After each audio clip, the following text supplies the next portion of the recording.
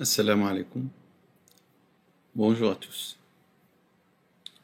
J'ai posté il y a plus d'un mois une série d'exercices sur C0, le dual de C0, et j'ai corrigé un exercice qui était d'étudier l'espace C0, de montrer qu'il est un espace de Banach. Aujourd'hui, nous allons trouver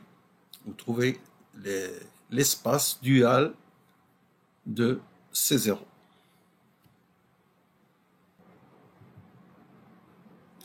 Alors voici l'exercice, l'énoncé de l'exercice que j'ai proposé sur ce thème, le dual de C0.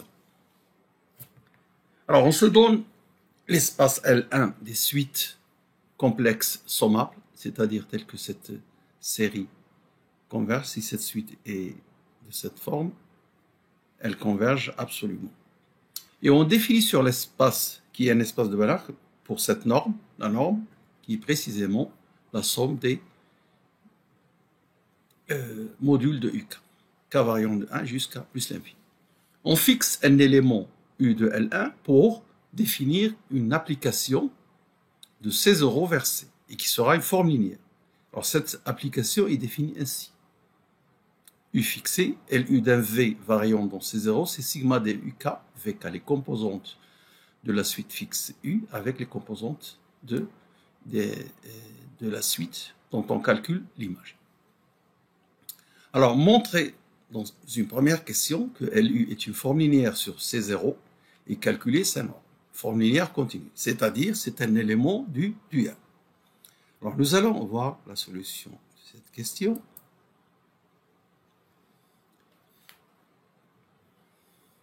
Alors, tout d'abord, je reviens sur la définition. Il est évident que cette série converge. Pourquoi? Parce que on sait que la série UK converge absolument. Ici, le module de ça est inférieur à module de UK que multiplie norme l'infini de V. Et donc, c'est inférieur à une constante fois cette somme. Donc, elle est bien définie. Le module de LUV est inférieur norme l'infini de V que multiplie ceci, qui existe puisque U appartient à L. Et on va retrouver ceci, voilà.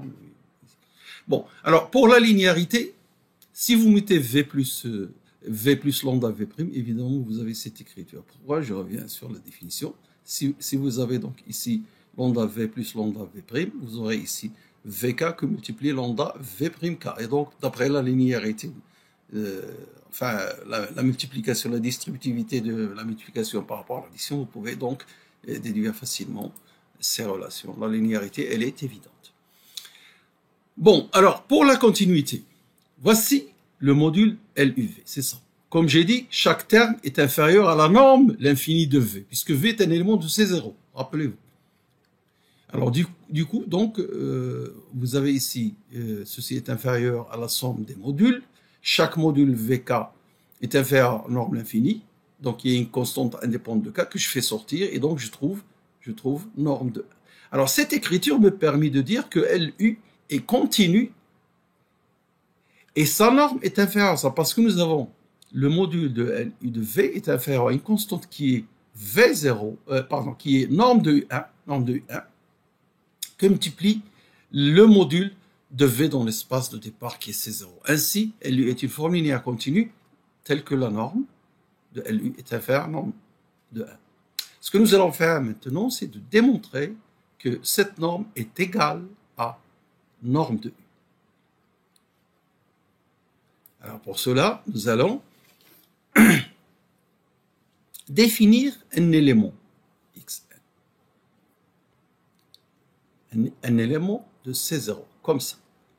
Je vais expliquer ce que c'est que les Y. Donc un élément de C0 parce que, en fait, c'est un élément même de C00, c'est-à-dire il a admis un nombre fini de termes, non nul. Chaque YI est défini par, alors, le U qui est fixé au départ, à l'aide de ce U, je fabrique une suite qui a un nombre fini de termes où les Y qui, regardez, c'est conjugué de EI sur module de UI. UI, c'est la composante de U qui se trouve à la IN place. Alors ça, si I est non nul, évidemment, ça n'a pas de sens de diviser par 0 ici. Et s'il est nul, donne carrément la valeur 0 à y. 0 sinon, c'est-à-dire si ui est différent de 0. De telle sorte, alors cette définition nous permet de voir que ui qui multiplie yi, si je multiplie ui par y, qu'est-ce que je vais avoir? Je vais avoir ici module de i au carré sur module de ui, dans le premier cas. C'est-à-dire, je vais avoir module de ui. Et si ui est nul, alors qu'est-ce que ça va donner? 0 fois, ça donne 0 fois ui et ça donne 0. Donc dans tous les cas, nous avons, ce terme est bien défini et voilà ce que ça donne ui, parce que nous allons voir à quoi ça va servir ceci. Bon. Chaque terme, vous voyez, les éléments yi sont tous inférieurs ou égaux à 1 à cause de cette définition. Donc, norme l'infini de xn est inférieur à 1. Donc, c'est un élément de la boule unité dans ces zéros. Et lu de xn, à cause de ceci, dans le premier cas, ça nous donne ceci. Donc, la multiplication lu de xn, c'est quoi? C'est la somme de ui que multiplie yi. Hein? D'après la définition précédente. Allez, là. Lu de xn, donc ce sont les composantes uk que multiplient les composantes yk. Alors donc, ce qui nous donne ici, comme nous avons souligné ceci, donc lu de xn, va donner sigma de uk. Même dans le cas où yi égale 0. Parce que si yi égale 0, dans le cas où ui est non nul. Si i est nul, pardon. Si i est nul, alors ceci, ça donne module de i égale 0. Donc, dans tous les cas, nous avons cette écriture. Sigma k égale 1 jusqu'à n. Parce que après, les y sont nuls. Bon, voilà la valeur. Alors, qu'est-ce que je vais faire avec ça? Alors, regardez, n'oubliez pas ça, donc. Norme de LU, qui est une forme linéaire. C'est le sup du module, parce que LU est une application de C0 vers C. Donc ici, la norme dans l'espace image, c'est le module de LU de V. Lorsque V parcourt la boule unité de C0. Souvent, on utilise la sphère, mais ici j'ai besoin de la boule unité parce que je ne suis pas sûr que Xn soit un élément de la sphère. Et Xn, nous avons dit qu'il est dans la boule, donc fait partie de ces éléments-là. Par conséquent, ce sup est supérieur à u de xn, que nous avons calculé, trouvé ceci. Et ce pour n quelconque. Alors maintenant, si vous passez au sup lorsque n tend vers l'infini, vous trouvez norme de u supérieure à quelle est la limite si n tend vers l'infini? C'est sigma de k égale 1 jusqu'à plus l'infini de module de uk. C'est-à-dire norme u de 1. Ainsi, nous avons cette inégalité.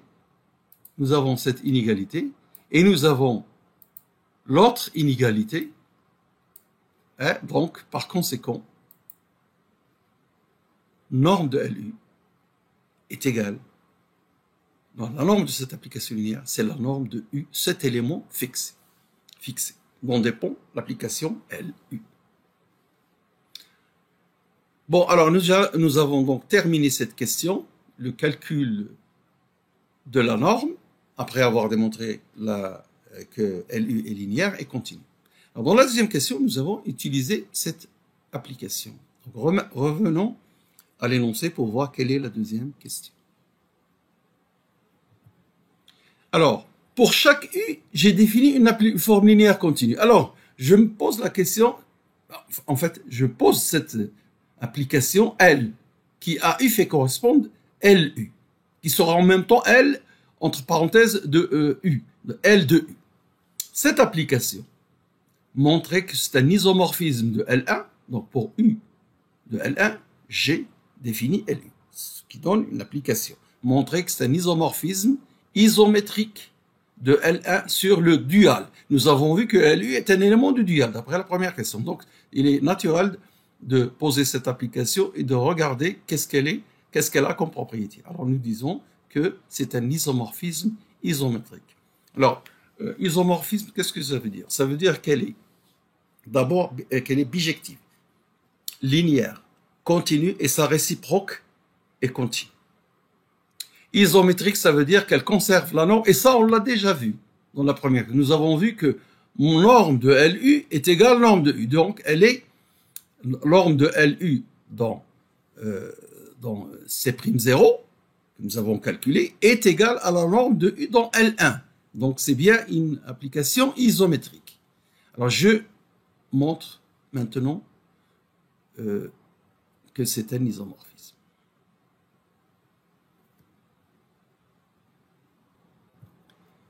Alors pour la linéarité de L, alors je rappelle que L de U, c'est L indice U, comme nous l'avons défini. Donc si je prends un élément quelconque dans L1, je ne l'ai pas écrit ici, mais c'est L1, un élément U de L1, c'est-à-dire une suite, un élément W de L1 et un scalaire alpha dans C. Cette application, je veux démontrer qu'elle est égale à ça, pour avoir la linéarité. Donc, je l'applique à un élément quelconque de C0, par définition, c'est ceci. Chaque terme, si vous voulez, UK, XK est une série convergente absolument, et WK, XK aussi. Donc, d'après les propriétés des séries, je peux séparer. N'oubliez pas que ce sont des séries de nombres complexes, séries de nombres complexes. Je peux donc séparer pour écrire est égal à ça. Et ça, c'est précisément LU de X plus alpha LW de X, que je ramasse tout dans une seule parenthèse, L de U plus alpha LW, tout appliqué à X. Quel que soit X, donc on a l'égalité et la linéarité est assurée. D'après la question 1, nous avons la conservation de la norme de U dans l'espace de départ, qui est L1, est égale à la norme de LU, qui est dans C0', c'est-à-dire le dual. Nous avons trouvé qu'il y a conservation de la norme. Alors, ce L de U, je rappelle, c'est L indice U. Mais là, je l'applique comme ça pour bien voir que L est une application. C'est une application. Alors, qu'est-ce que je vais démontrer? Donc, l'isométrie, je l'ai, la linéarité. Montrons maintenant que L est surjectif. Il nous reste simplement de montrer que L est surjectif. Pourquoi? Parce que la conservation de la norme montre qu'elle est injective. Si vous avez L de U égale 0, ça veut dire U égale 0 au départ. Donc, elle est injective. Si vous avez les surjectivités, ce sera suffisant pour montrer que c'est un isomorphisme pour plusieurs raisons que nous allons énumérer tout à l'heure. Deux raisons, du moins. Alors, pour montrer qu'elle est surjective, alors ça, c'est une question délicate. Je prends un élément dans le dual. Je veux démontrer qu'il est de la forme L indice U, c'est-à-dire L de petit u pour certains U appartenant à L1. Il faudra trouver ce L1. Il faudra se trouver ce U dans L1. Alors, soit B, la famille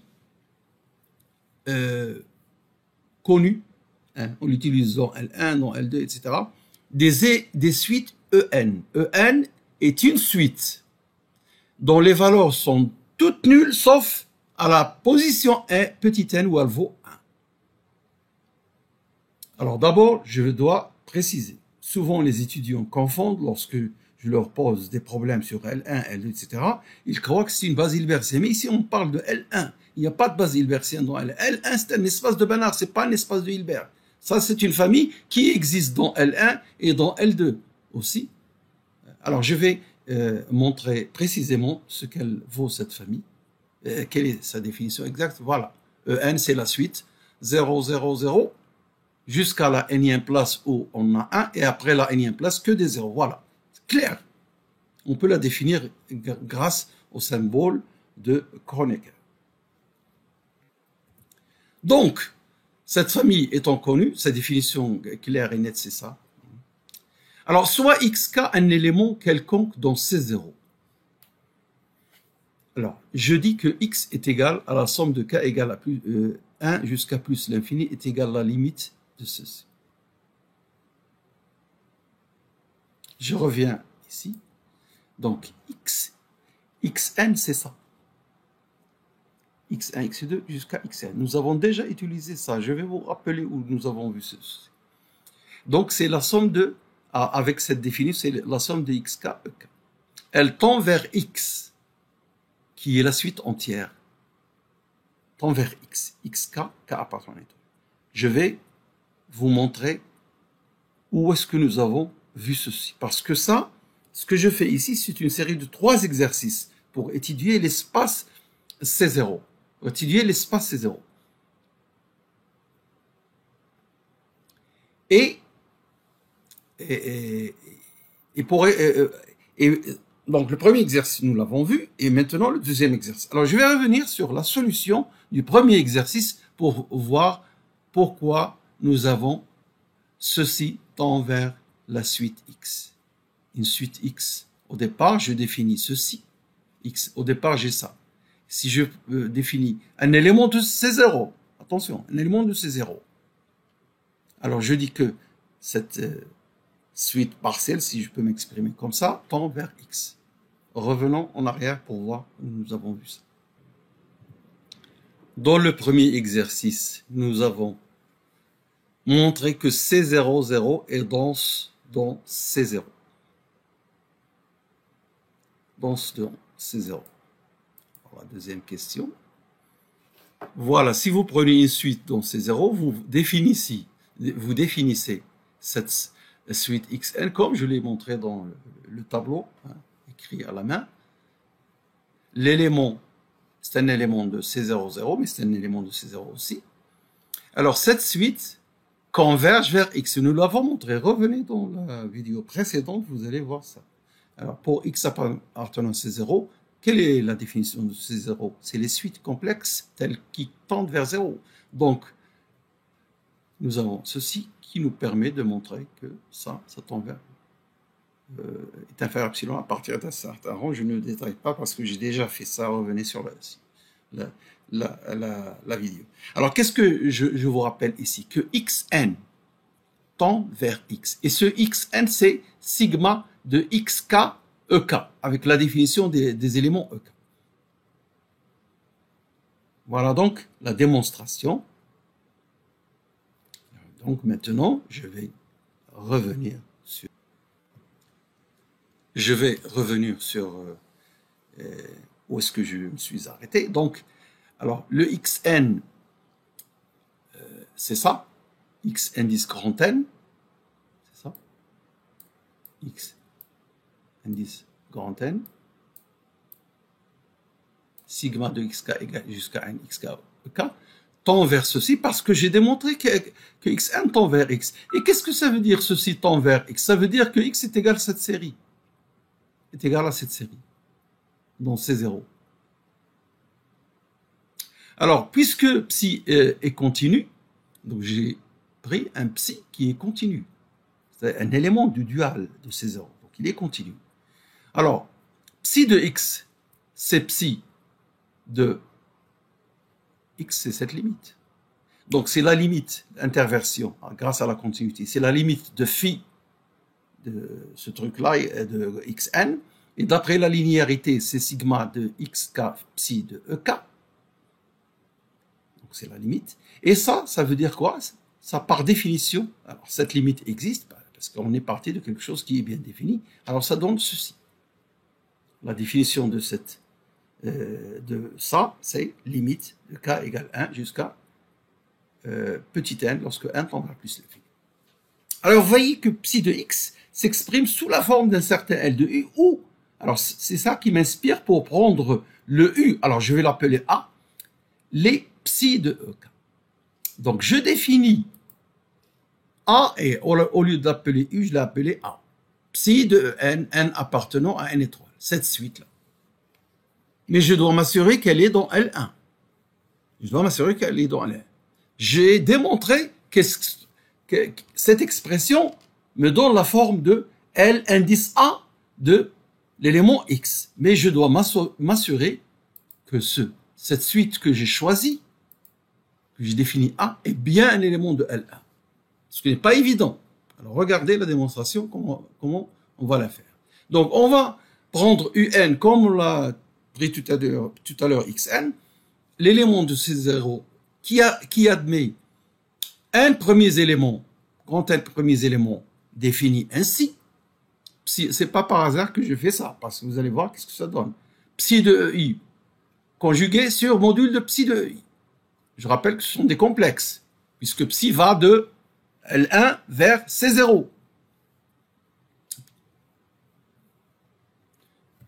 Alors, psi vers C0, pardon, psi est un élément du dual. Donc, les psi de I, ce sont des complexes. Psi va de C0 vers C. Donc, c'est complexe. Alors, si psi de I est non nul, et s'il est nul, je le pose 0. Comme tout à l'heure, nous allons donc dire tout simplement que c'est un élément de la boule unité. Dans C0, il y a un élément de la boule unité dans C0, manifestement, puisque le module de ceci, c'est inférieur ou égal à 1. S'il n'est pas égal à 1. Et vous avez ici psi de UN, c'est psi de sigma de ZK EK. Z1 E1 plus Z2 E2 jusqu'à Zn En. Donc c'est ça. D'après la linéarité, nous avons une somme finie ici, c'est sigma de ZK psi de EK. Et le ZK psi de EK, ça donne, on ne l'a pas fait exprès ça, pour que le produit de ZK avec psi de EK nous donne module de psi de EK, même si psi de EK est nul, parce qu'à ce moment-là, ça nous donne 0 ici. Donc, c'est toujours psi de EK que l'on trouve, que ce soit dans le cas non nul ou le cas 0. Voilà ce que je trouve. D'accord?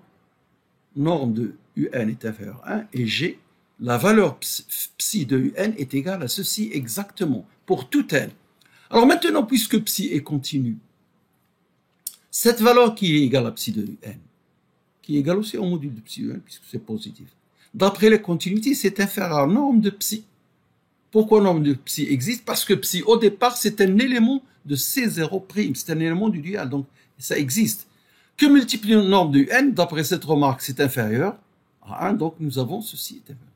Alors, qu'est-ce que nous avons montré? Que cette somme partielle est toujours inférieure à un nombre qui ne dépend que de psi, pas de n. Donc, cette série converge la série sigma de module de psi de EK. Ce qui veut dire que A est bien, elle converge absolument. La série sigma de psi de n converge absolument et donc A est un élément de L1. A appartient à L1 et d'après 1, nous avons psi est égal à L de A. Où est le 1? Le voilà. Cette écriture, psi de x est égal à ça.